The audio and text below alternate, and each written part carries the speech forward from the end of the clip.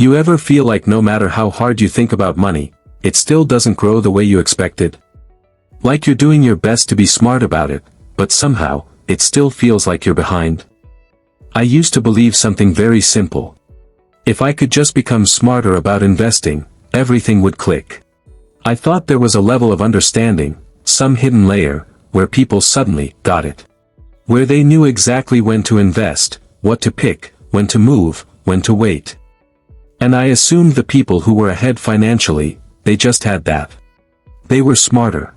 More disciplined. More informed. But over time, something started to feel off.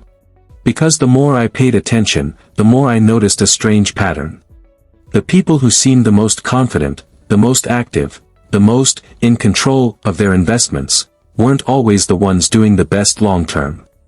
And the people who were quietly consistent, almost boring in their approach, they were the ones who kept moving forward. Slowly. But steadily. And that's when it started to click. Maybe this wasn't about intelligence at all.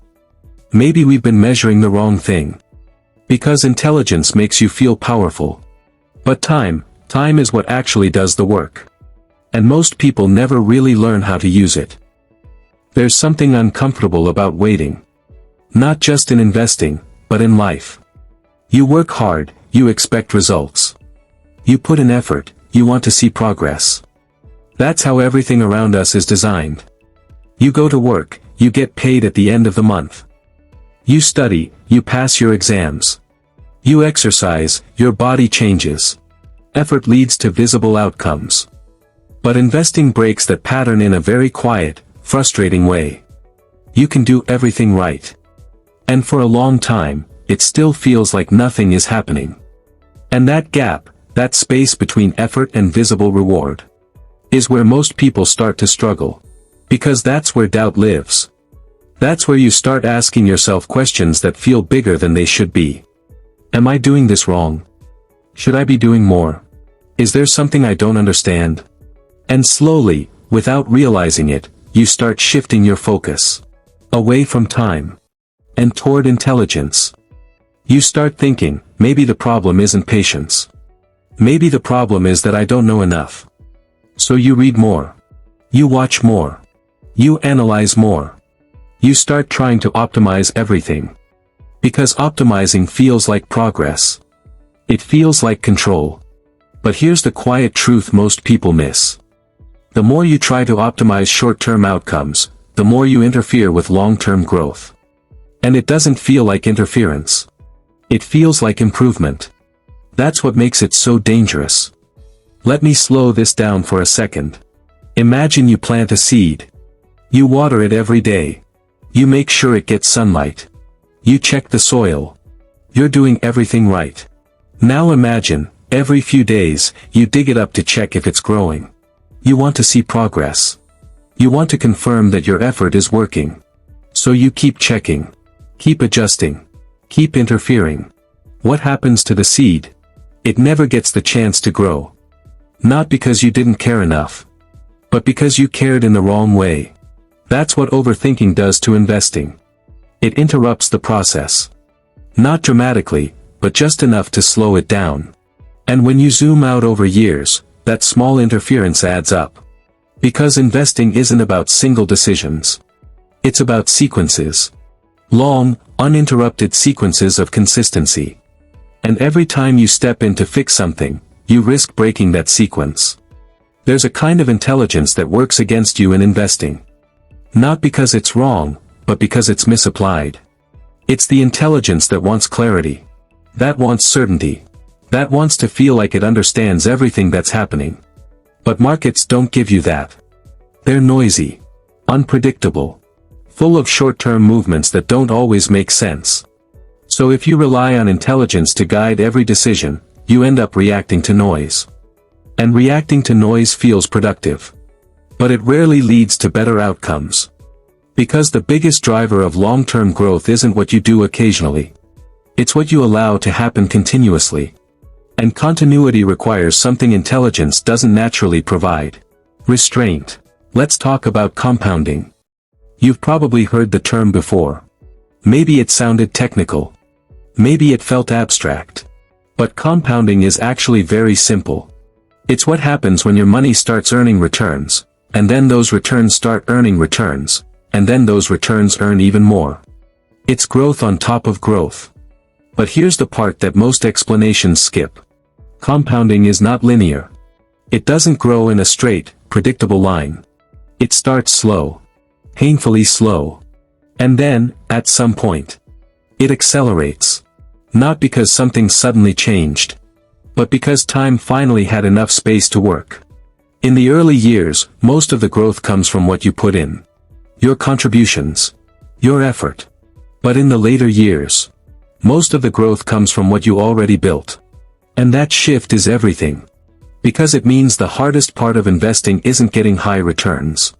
It's staying consistent long enough to reach the point where returns start doing most of the work for you. And that point, it takes time. More time than most people are comfortable with. Think about this.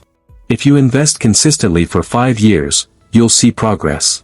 But it won't feel life-changing. 10 years, it starts to feel meaningful. 20 years, now it's noticeable. 30 years. That's when it starts to feel almost unreal.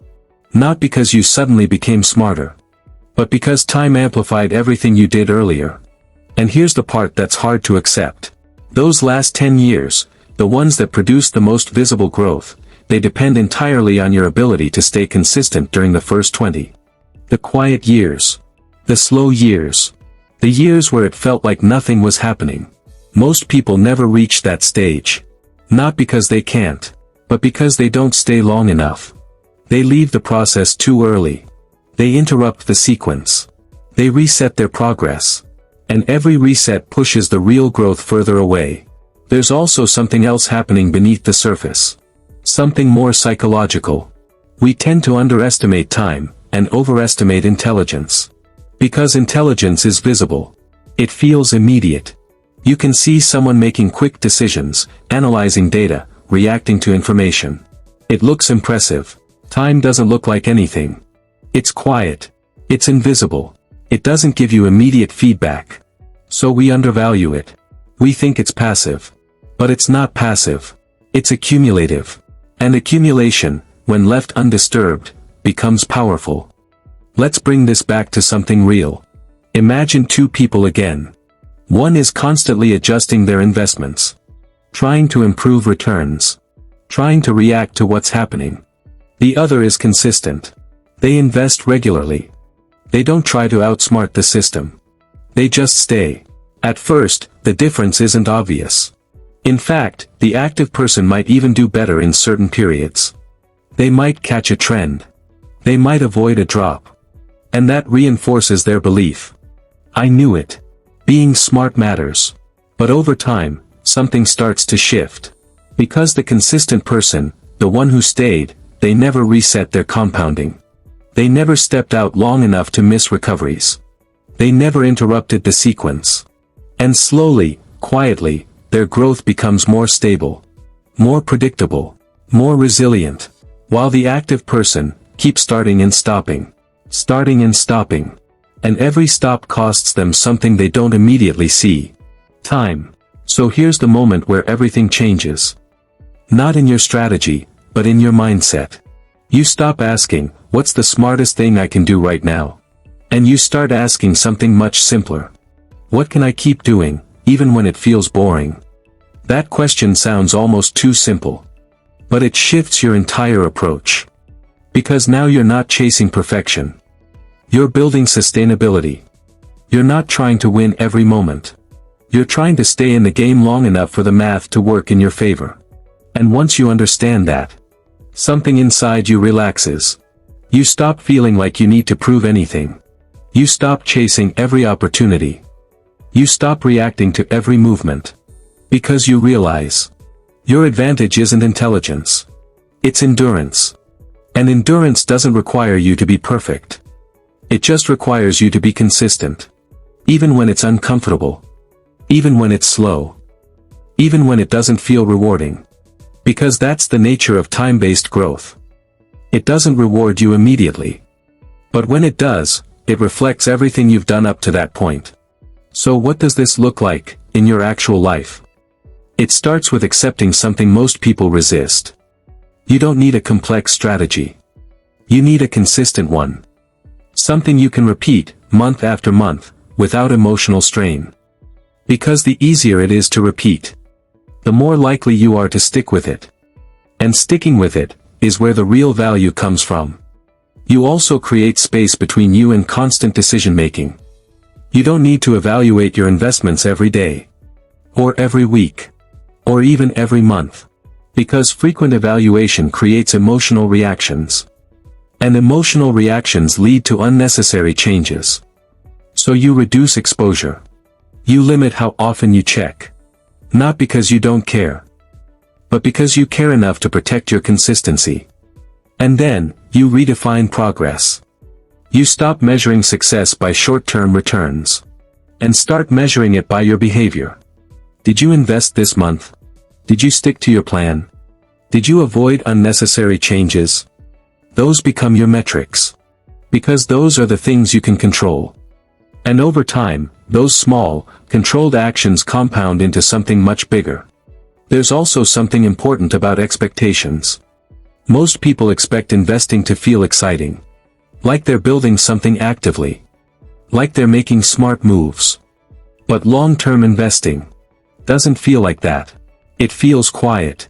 Sometimes even boring. And that's not a flaw. That's a feature. Because anything that relies on time will always feel slow in the moment. But fast in hindsight.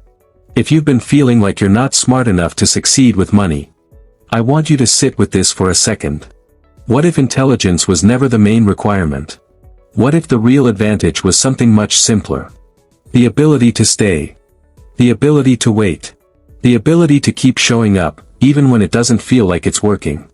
Because that's what time responds to. Not brilliance. Not perfection. Consistency. Patience. Endurance. You're not behind because you lack intelligence. You feel behind because time hasn't had enough space to work yet. And that's something you can change. Not overnight. Not instantly. But steadily. By choosing to stay. By choosing to trust the process. By choosing to let your effort accumulate. Instead of constantly resetting it. So take a breath. You don't need to figure everything out. You don't need to be perfect. You just need to give your decisions enough time to matter. Because in the end, time doesn't reward who was the smartest. It rewards who stayed the longest. And if you can do that, quietly, consistently, without rushing, you'll realize something most people never fully understand. You were never late. You were just early in a process that takes time to reveal its results. And the moment you stop fighting that, is the moment things finally start working in your favor.